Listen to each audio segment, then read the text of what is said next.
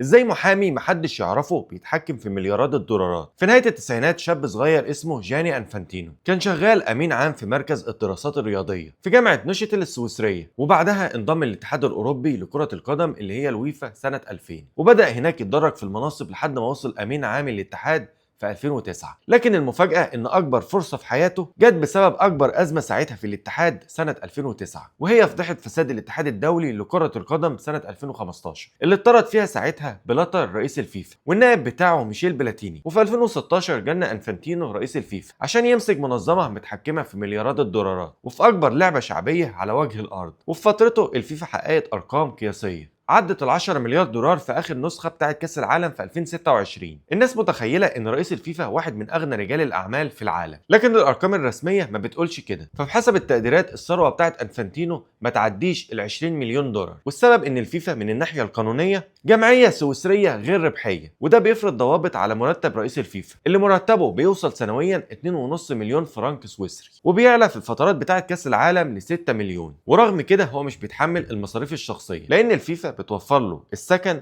والرحلات الرسمية والطيارة الخاصة اللي بيستخدمها في المهام بتاعة شغله، بالإضافة لحاجات كتير مرتبطة بالمنصب بتاعه. لكن القوة الحقيقية بتاعة انفانتينو مش في حجم ثروته، بل في النفوذ بتاعه. الراجل ده اللي مش بيملك أي سلطة سياسية رسمية بيتم استقباله في القصور بتاعة الرؤساء والملوك، وبيبني علاقات قوية مع أقوى قادات الدول. الراجل ده قدر يحول بطولة كأس العالم من مجرد بطولة رياضية لأداة تأثير سياسية واقتصادية ودبلوماسية لا تقدر بثمن. فاعمل فولو سبسكرايب عشان أنزلك فيديوهات تانية.